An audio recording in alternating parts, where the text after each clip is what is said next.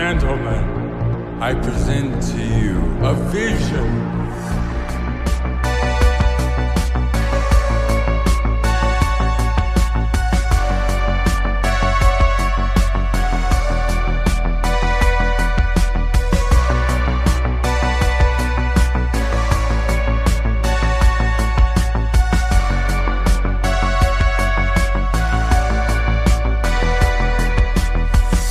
Just another movie night.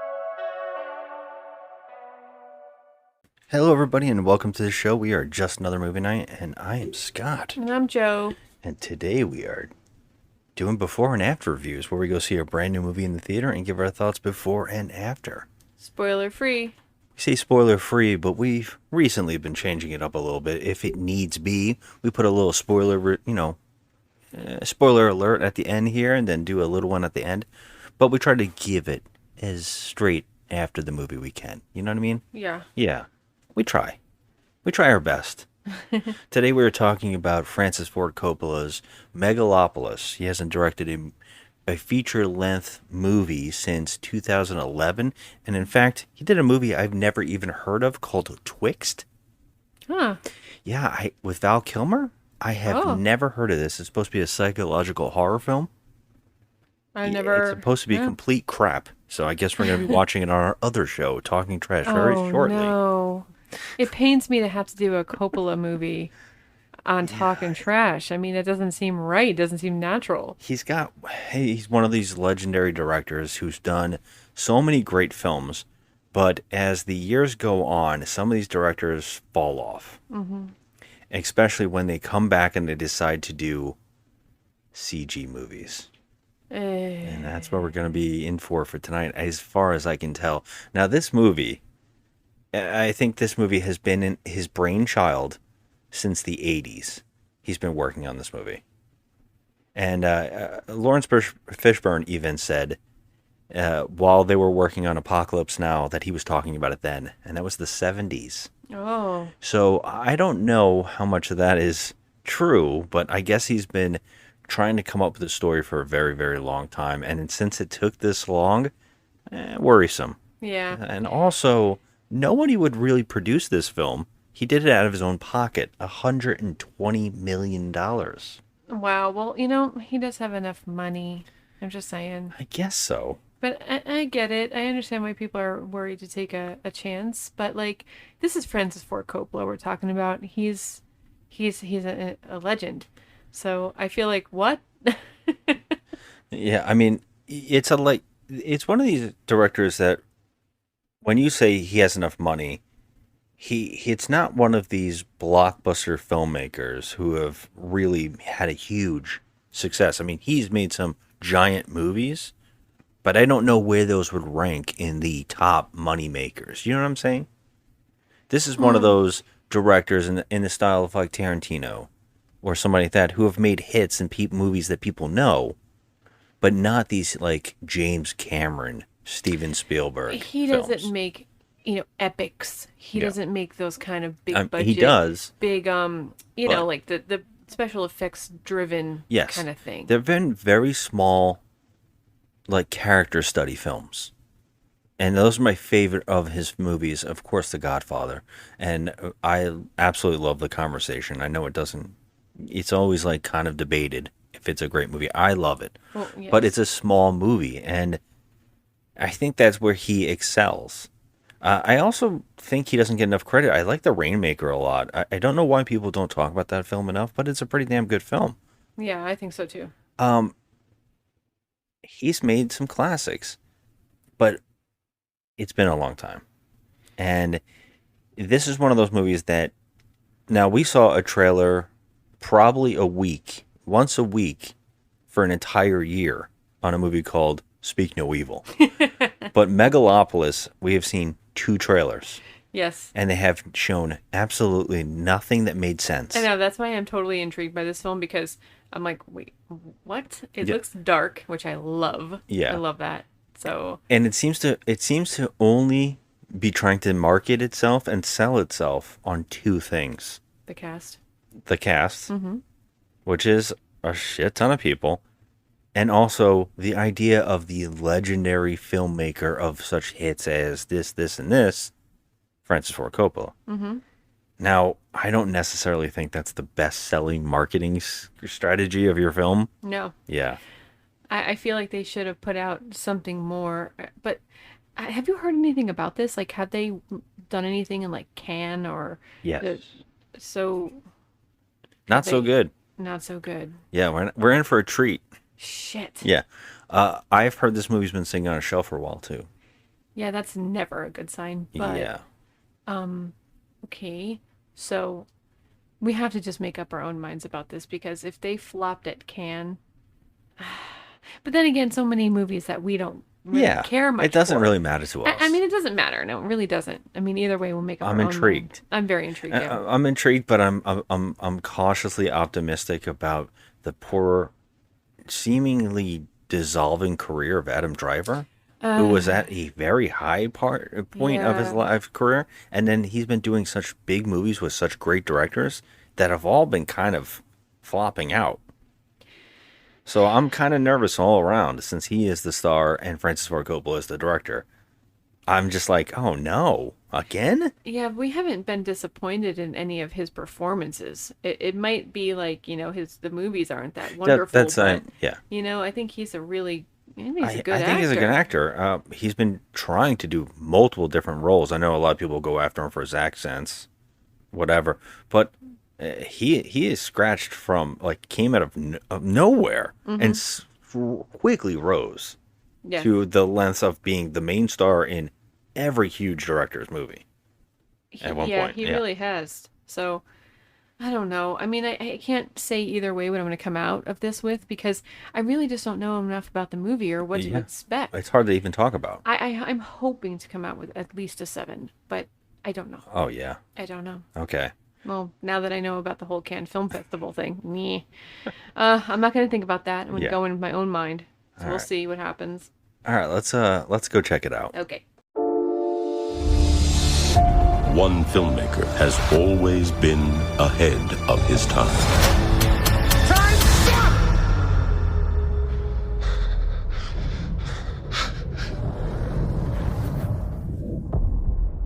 Go. Now, from visionary writer and director Francis Ford Coppola, comes an event nothing can prepare you for. Imagine today's society as a branch of civilization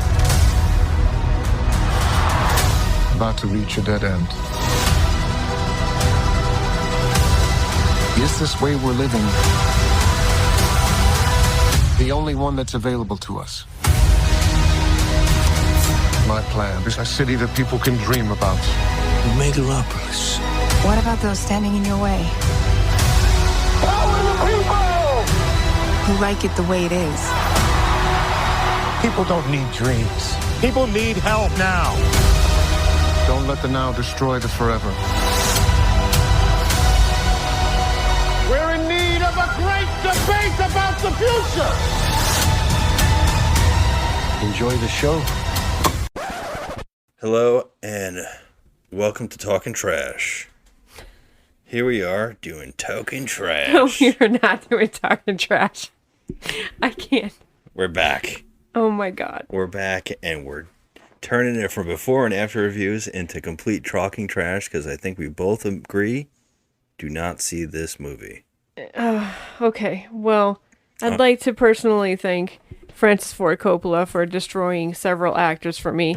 And also, those several actors, thanks for ruining your own careers, because this fucking sucked. And I didn't think that it was possible for these actors to be this awful. Like, they're great actors.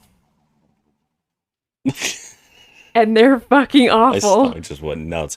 Even my stomach is angry about this movie. Yeah, your stomach is raging right now. Do not make the mistake of blaming these actors. I do blame them. They read the script. Okay? This thing, what is this thing? What is it? I mean, you hear that, like, Francis Ford Coppola is going to work on a movie, and then you just assume that it's going to be something at least decent. Why would you assume that? He's 85. He's fucking crazy. He's senile. What is this that he made? What is it? Well, He's 85 years old trying to write a movie like this. Like, it's just, no. here's the difference, right? The difference between Neil Breen and Francis Ford Coppola is $120 million. Oh my God. Because this is literally a Neil Breen film. The same message, the entire thing is just Neil Breen. Well, I think Neil Breen is crazy as hell. So I get it. Yeah. I mean, that's why he makes those kind of movies.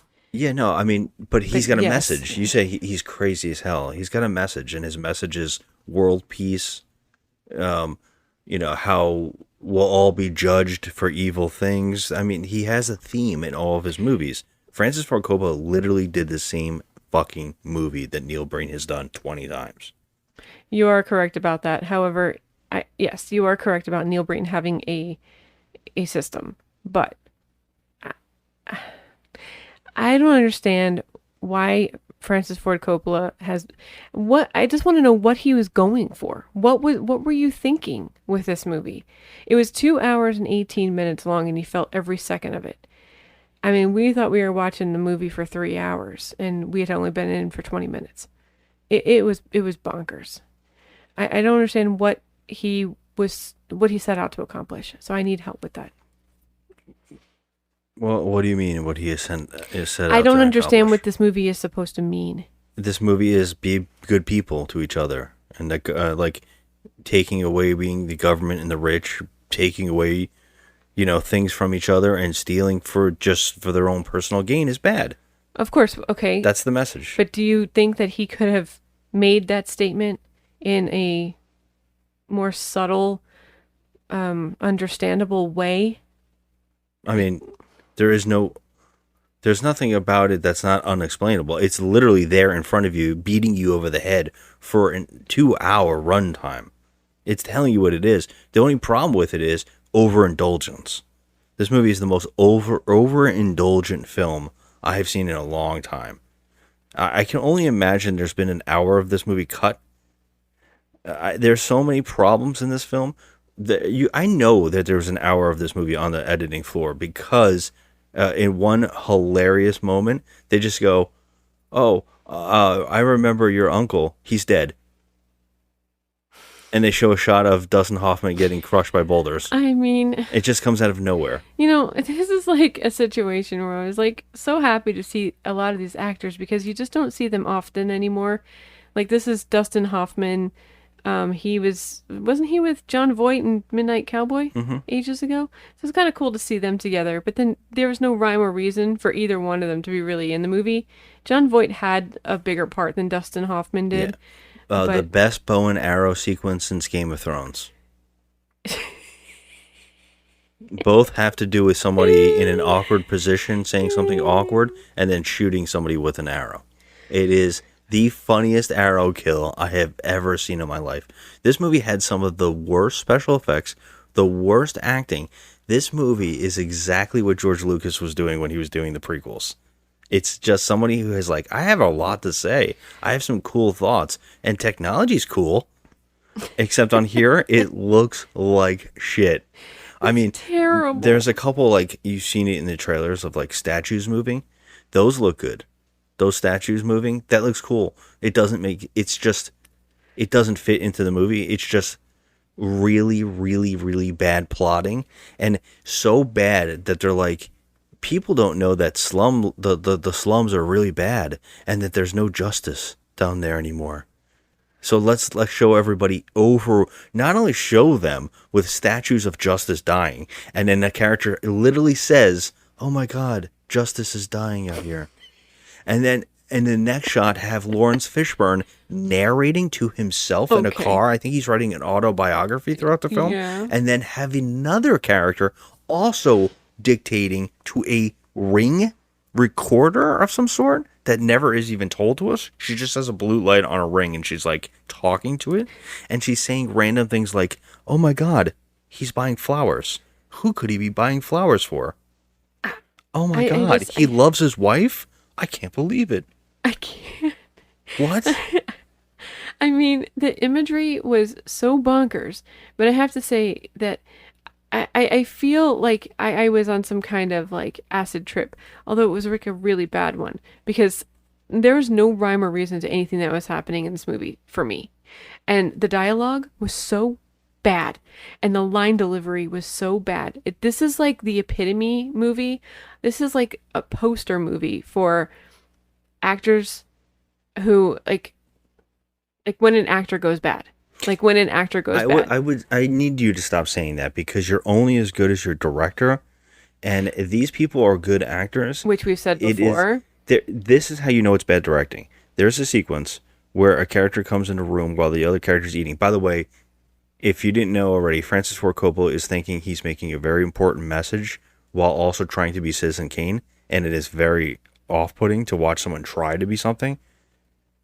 And then there's two characters are sitting at a dinner table or whatever, and she comes in, and she doesn't know what to do in the scene or the shot, and the director is not really telling her how to flow or shooting it in a way where the character feels natural.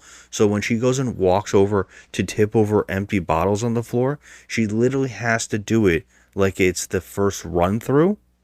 Like she's just like, oh, you drank a lot of alcohol. Here's a bottle. Whoop, I put it on the floor. Next scene, and she walks over to the next shot. It is so, you can see how everybody didn't know exactly how to flow into the next scenes or what they were doing. Nobody had an actual cohesive understanding of the movie itself. I mean, like Adam Driver thinks he's in a Shakespeare movie. Oh my God. Right? Aubrey Plaza thinks she's in some kind of comedy. John Voight thinks that he is just playing out his Hollywood fantasies. I have no idea.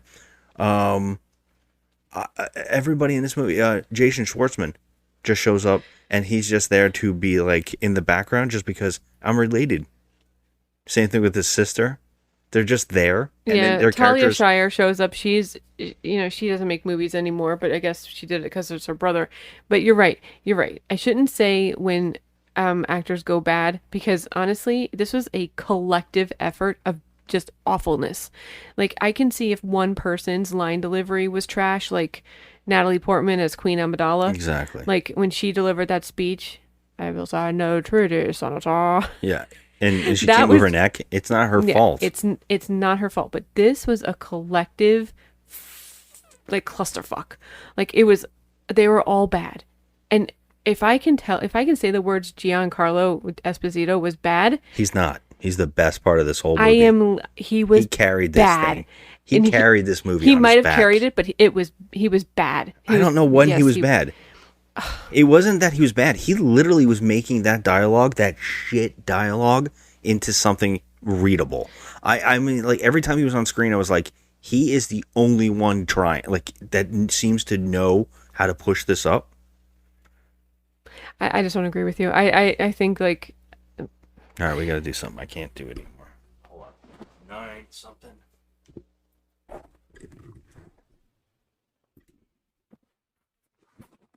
When you hear the buzz, you gotta just grab it for me.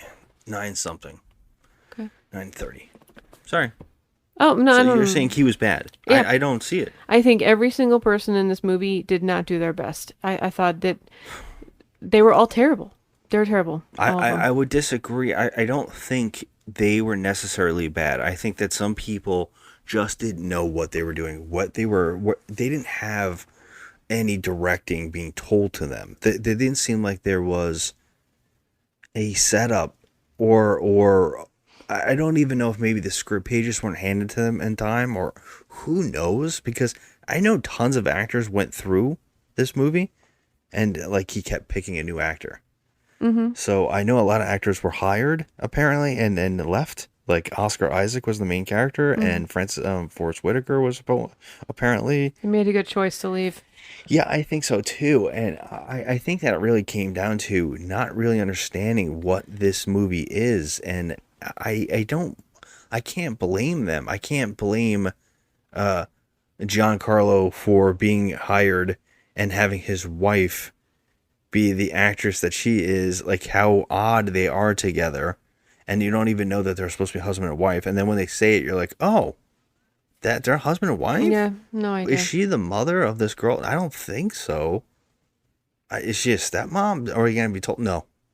Moving on. I, I on so many levels, it's like the movie does not even know what it put into its own movie.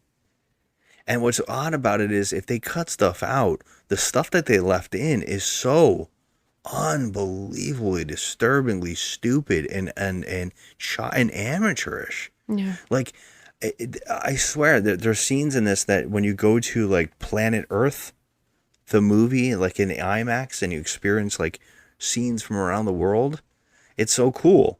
But can you imagine that in the middle of your movie, all of a sudden, out of nowhere, that doesn't get explained? It's just like, here's some shots of the world. Yeah. It's like a National Geographic. I'm not gonna lie, I didn't understand a lot of what's going on. Like, Adam Driver's supposed to be, are they saying that he's like God? No. Because he can stop time. Can you help me? I think that's a metaphor for a person, feeling like they have to do things and that they're in a rush. Like they say these creators are always creating and they don't have time for a life. What was it? I don't know if it's Albert Einstein. He had the same outfit every day because he felt like anything that would change what he was doing would slow him down and he would lose time. Okay, but that's not what's happening here. That's the message of the movie. He's trying to create. Yeah, I get he's trying to create. And he's an artist. And so the artist is like, I don't have time to slow down. So when you see that stuff like, I can freeze time, I think that is making moments for time in his life for other feelings or other things. I think that's all that is just some stupid message about like having the moment of time to have a wife and a child and have friends and family and good times and happiness. Because I have to create, I have to make a better world. I'm a person who's trying to save the world. I don't have time for myself. I only think that's what that was. I mean, if it was something, I don't care. If it's something else, oh my God, I could care less. I get what Francis Ford Coppola was going for when he wrote this movie, but what is one man's dream of perfection is another man's complete horror. I mean, just because he had a dream of utopia and what utopia would be like, why does he think that other people would go along with it? So he wanted to build this world, this perfect world for everybody, where people can have gardens in their backyard and sunshine all the time and happy and, whatever. There were people fighting against this. There were people about to lose their homes. There were people fighting against this dream. So where does he get the freaking audacity to change things the way he wants them to be? That's what I need to know. Well, I mean, that the philosophical debate on is one man's dream of the future of harmony and peace. That's a whole nother debate that'll take forever. And we're not in this specific movie. What they're trying to say is that he came up with some kind. They don't even tell us how he got this new material. They hint out something to do with his dead wife, and it literally never gets explained. One character just whispers it into another character's ear, and I have no idea. But he has a new element of some sort that he can create a renewable source of energy and building and healing, and it's just like it's the metachlorians, it's the whatever MacGuffin that you need to have the thing happen, and he can create anything out of it. And he wants to create a world where people don't have to be put into like slums, and they don't have to be thinking they need to struggle for money to survive. He wants to make a world for us to live in peace and harmony together. And that idea I love. Yeah, of course. I mean, that's the dream goal, right? But what's really odd in this film and what makes it confusing is he starts leveling people's houses. Mm-hmm. And buildings, and they don't explain or show him ever talking to the people he has just made homeless. Right. It's just, and then another character, Shia LaBeouf. Shia LaBeouf shows up, and then he's got no eyebrows, but he shows up, and he makes the people that are now homeless follow him, but he's doing it in a not. He's not doing it for them. He's doing it for his own goals.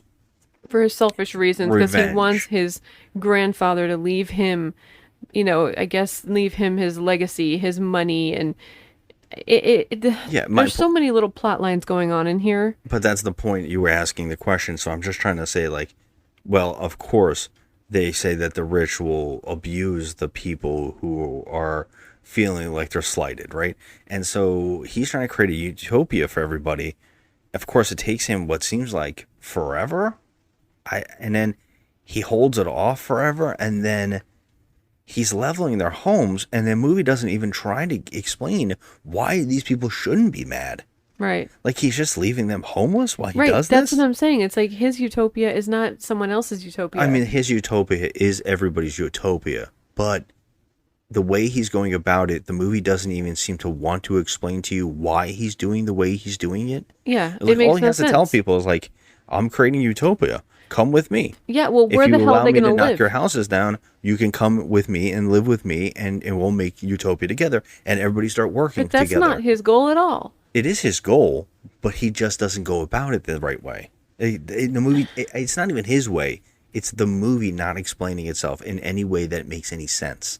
Like, we have an entire drug bender, and it goes on and on and on, and you're like, why is he doing this? Why did he become this character all of a sudden? What is going on with our main character? Is he a good guy? Is he a bad guy? It doesn't make sense. And then when the movie shows you, it's like, no, he's literally just trying to do good things. It doesn't set him up in any way that makes him seem like a good guy. He can't even put his own fucking jacket on without sadly, Lawrence Fishburne being shown as an Alfred character who has to dress him. And I know. He's a butler. he's a butler who's narrating. I'm sorry, after 6 collaborations with Francis Ford Coppola, I think that Lawrence Fishburne deserves a little bit more. Yeah, than why this. couldn't he be the main character? Why couldn't he? Right. I feel like this is a waste of a good actor. I like Lawrence Fishburne. And, like, why is he just in the background narrating? First of all, we've always agreed that the narration in a movie is terrible. freaking, like, especially awful. when the movie starts with it. It starts with a narration, but it also has the text on the wall, on the screen. That's like if Star Wars started and they had to tell it to you as it was going by. Yeah. Yeah. Like, it's so lazy. Like, either don't have the text or have the text and let us read it, or you have the narration and on something else, which would probably have been the smartest thing. This is next level, unbelievably bad. If this sounds crazy to all of you, imagine what we were thinking. We were sitting there. This movie was all over the place. There was 9 plots going on at all times, short plots, but plots nonetheless. And then by the time you get to the end of the movie, you're literally just wanting to punch yourself in the face to wake up. It's like the most immature version of, like, if some kid was handed, okay, here's a binder, here's a pad of paper, write to me a story about how we can create peace in the world. And this is what they would write. This is Right. literally that story. It's like, and then girl and guy have baby. Girl and guy who married? Right. I don't know. Bad guys want money? Ex-lover want money? Like, Yeah. Oh. It was very, like, almost childlike. That's why it makes sense that an 85-year-old man wrote this. I felt like over like 30 years, 40 I'm like, years. what is going on? Like, have you lost your mind? This is Francis Ford Coppola. I mean, for Christ's sake. I mean, I felt like I was taking crazy pills. I didn't understand a damn thing that was happening. I mean, I understood the main plot and what he was trying to go for about the whole utopia, better society thing. But I feel like I would never have gone this route to execute it. Never. Oh my God. It was so bizarre. There is a scene in this movie where I don't want anybody to see it, so I'm going to keep spoiling it because there is Yeah, we're literally talking no way to trash at spoil this it. point. It's just don't see this movie. He gets shot in the face because, of course, a person who's trying to make good in the world always gets assassinated, right? So the movie's got to be like, he gets shot in the face, and it's probably one of the best shot scenes in the movie, where I was like, oh, that felt real good. Like that feels like a good, well-made scene.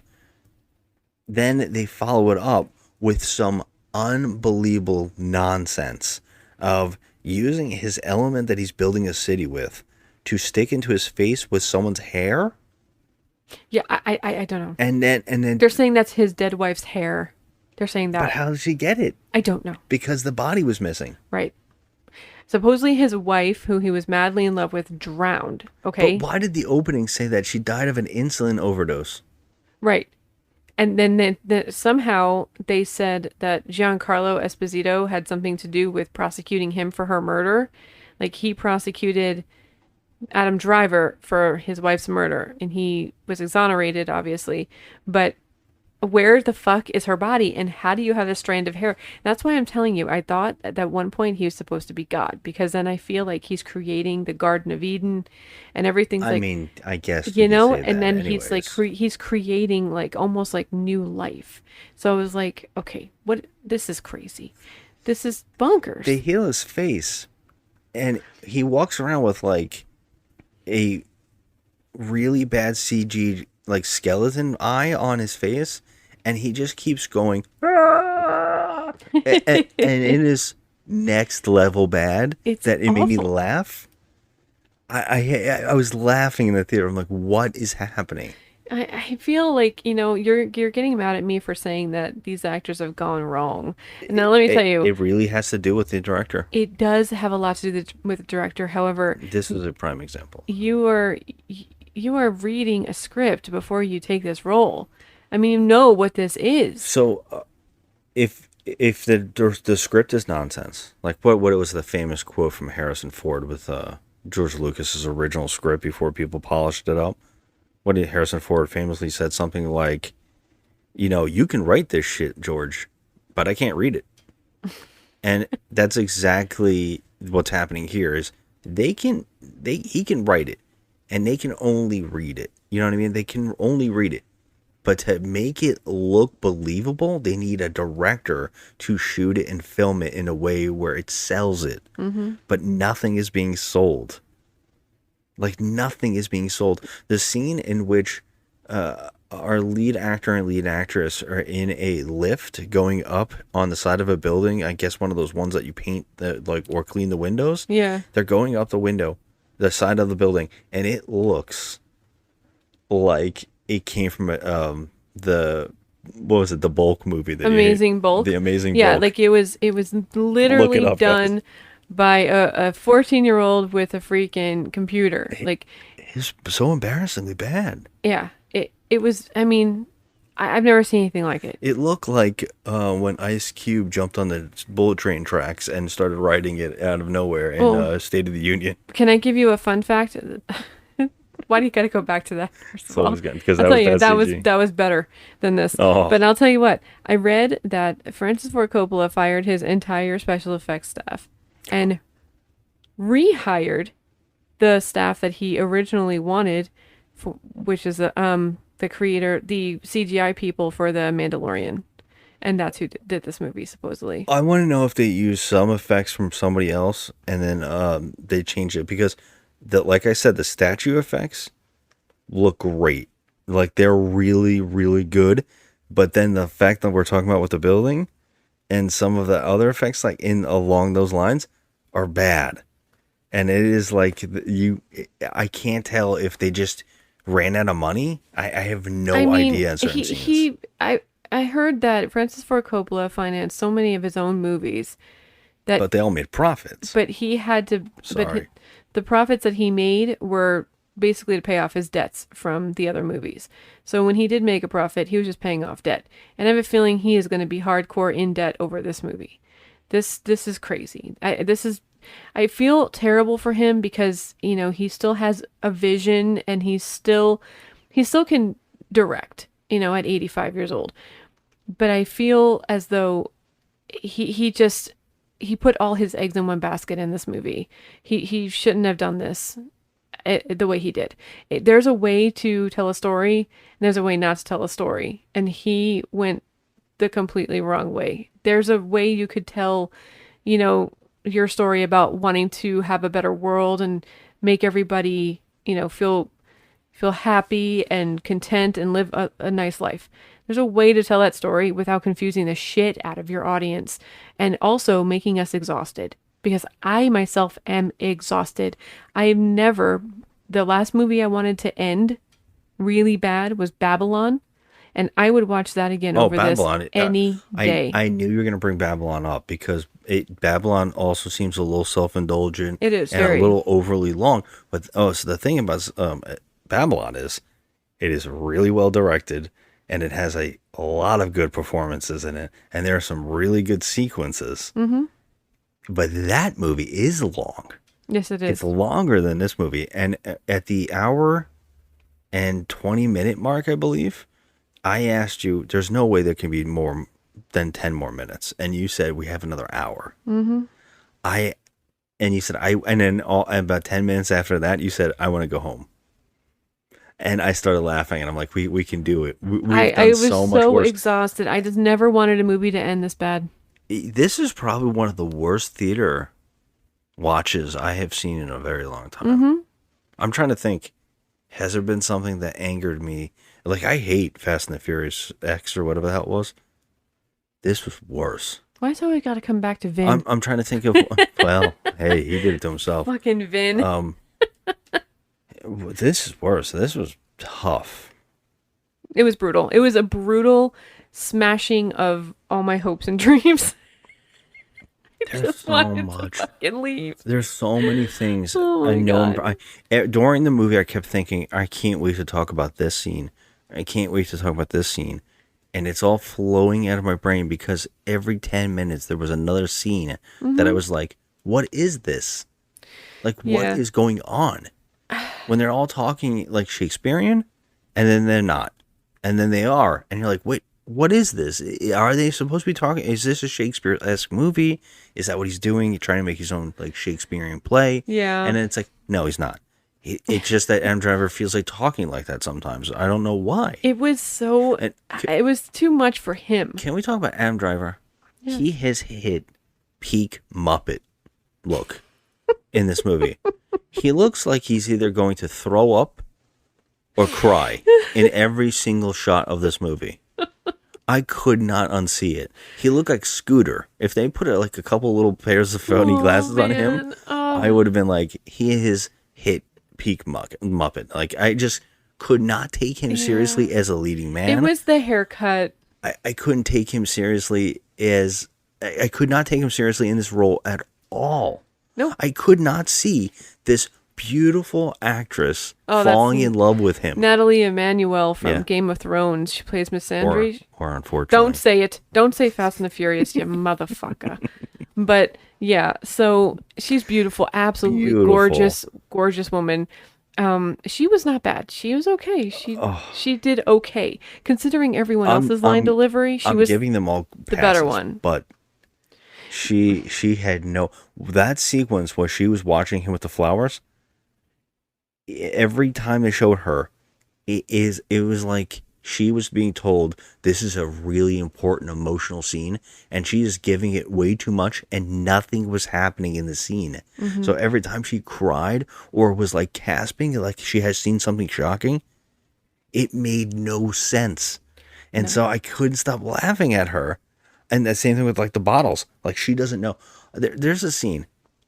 I'm just okay. They're on a train all of a sudden, and the one character seeing the baby for the first time or whatever, and then a guy just walks over, a train conductor of some sort, or a guy on the train with them. We don't even know whose train this is, where they're going, what's happening. We just know that they're alone on a train car, and a train conductor guy comes over and goes, "I just found out they're stopping, looting, and rioting in the streets."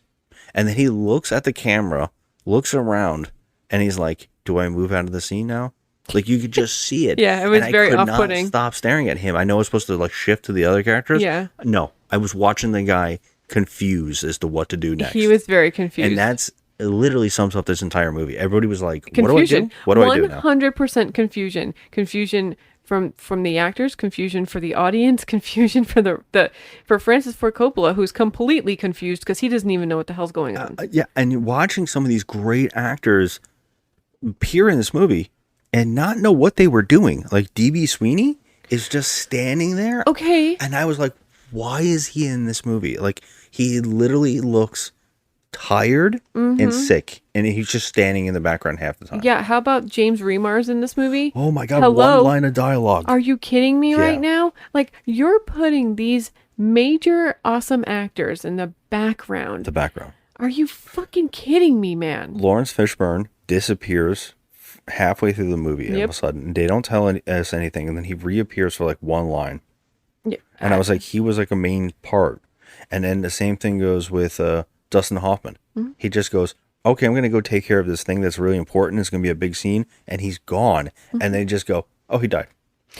It's shocking. It's shocking when those kinds of things happen with these awesome actors. Yeah. And then you got scenes like Aubrey Plaza shoving her peach in Shia LaBeouf's face for no reason Unbelievable. for 15 minutes in the movie. Yeah. Like we're wasting time on her sitting on his face when we could have, other scenes with actors that just got thrown to the freaking, in the shit. They just got thrown away. How about a 15-minute song from a girl that we just saw 5 seconds ago where people are bidding on her virginity? Yeah, I don't even know. For her to keep her virginity? Oh, my God. I didn't know what was happening. I was like, who is this now? Why should we care? What is it? What does it mean to help bid money on her to protect her virginity? Yeah, I have no idea. What does that mean? What these rich people were bidding And on. then she like multiplied? I don't know. I didn't know what was happening. I still don't know if I know what happened. No, I don't know either. I don't know. I'm telling you, confusion is the word to use when describing this movie. This was a hot mess of a movie. Now, so we said all that. I went on IMDb and I glanced at the reviews and I saw 5 10s. No. 5 10s. Oh my God. Those people need to have their heads examined. I know that art is subjective, and I know that everyone's entitled to their own opinion, but this movie was flat out bad. And let me tell you, we have seen some crap. Oh, yeah. Okay, we have seen some real garbage. Now, can I say to that? Because we do Talking Trash, and we give every movie a second chance. We watch everything. We give so many things passes, and we find things likable that a lot of people would think is the worst movie ever made. And we talk about it all the time, right? The difference with a lot of those movies is they cost probably 10 million to 40 million. Mm-hmm. This is $120 million completely thrown out the window. Yeah, what do they spend the money on besides the actors? Because CG's trash. Yeah, but the CG is expensive, and that's what I'm saying. They must have cut corners a lot. I'm just in shock. I'm in shock too. I mean, I've never encountered a budget like that. We just saw The Substance, which I'm sure cost only if I had to guess, it was a very small budget. I think it was a very small budget. I want to say 40 million, I think. Let me see. I mean, that's not small to me, but I would say if it was less than 40 million, then I'd be like, okay, because that movie looked great. Like every single shot looked great, and the special effects were really top notch. Yeah. And the practical effects were top notch. After seeing that and then seeing this, I'm like, holy crap. And that's what I'm saying. If you told me that Francis Ford Coppola really didn't make this movie, it was Neil Breen, and he had 120 million, I would believe it. The only way I wouldn't believe it is that he didn't put himself as Adam Driver. True. But, I mean, this is... This is next level. I mean... What do you want to give it out of 10? Yes, The Substance was made on a budget of $17.5 million. 17.5. And it looks that great. That movie looked fucking awesome, man. That's what I'm talking about. I am in shock. But, unbelievable. What I'm going to give this, and sorry for the crazy rants and everything. We were all over the place on this one because I just can't. I don't even know what the hell happened. Do not see it. It is going to be I think this has to be my worst movie of the year so far. This is the worst movie and people are going to be talking about Madam Web and all that, and the Imaginary and all that. No. No, I'm going to give those movies passes. I don't know how much Madam Web cost, but at least I understood. Okay, I don't know. We'll talk about it later on in the year, but what are you going to give this out of 10? I hate to say it, but I'm literally giving this a 3. I hated it. I want to give it a 2.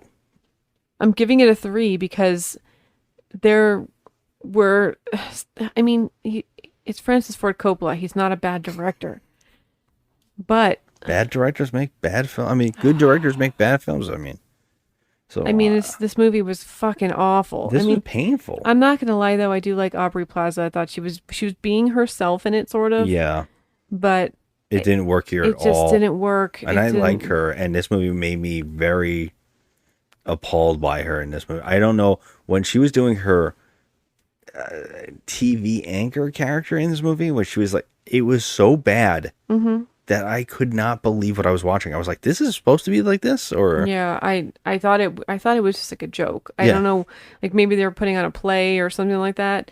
No, I mean, I feel when with the I arrow. just- Oh my god! yeah, Joe, I the can't. arrow. Oh the my arrow. god! I know. Anyway, you know what? I think I just have to. I think I am going to give this a 2. I was being too generous with the 3. I think I was just trying to be generous because he's such a freaking icon, Francis Ford Coppola. You know. So And the only reason I'm giving it a 2 is some people are trying. He's got a message that is good. It is just It's just so poorly executed. amateurish. It is so. it's It's like a young person trying to figure out what is good and what's bad. You know, that's all I could see. It is like, this is the most, juvenile way of thinking about how we can make perfection. And it was like, yeah, your message is like, if you can make a mineral or like some kind of element that just creates life, sure. Yeah. Sure. I mean, why don't you share it with the people who are suffering in the hospitals? He was trying to, but I'm just saying. But they didn't show us anything. No, like I know, that. but that was the whole point of the ending with his stupid rant in front of people. That was like, hey, this is supposed to be uplifting speeches? No. This isn't Bill Pullman in ID4, you know what I mean? It was just awful. like, you know what, people can be better, and I hope for better. Let people in. It's like, this isn't inspiring me at all, buddy. It is wrong. Yeah, I have to go 2, and the only reason I'm not going to lower or 1 is because of those little things. Yes, it's got a good message, whatever. But I would never, ever be able to sit through this again. I will never. That's what I'm saying. Ever watch this movie again. There is no way I could see this. The only way I could see this is when I can't wait to see is people online dissecting how bad this is. I mean, I want to know what people are getting out of this, like that actually, like this movie. I just want to know what are you getting at this? It was just terrible all around. I want to know if those 10s are just people who are like, Francis Ford Coppola, we love you regardless. No. We definitely have to watch this horror movie he did last. Oh, I need to know now how bad that is. I need a break for a bit. All right. You got any final thoughts? No, just don't go see this shit. And Yeah. it's 2 hours and 18 minutes of your life you'll never get back. Hey, thanks for listening, guys. I'm sorry for the ranting. I'm sorry for the raving. I'm sorry for the spoilers. But you know what? You're better off. There is no actual way for us to spoil this movie, because if you watch it, you're going to be just like us going, huh? What? Oh. And everything is not going to make sense. By what we just ranted about, it literally just still doesn't put the movie in perspective of what they're actually trying to get at. So, yeah, thanks for listening to us rant. Tell us what you think online on Instagram at Just Another Movie Night, and Joe at The Crafty Misfit. And we appreciate you for listening. You know what? It's time to go to bed. Have a good one, everybody. Bye. There's still so much to accomplish, but is there time?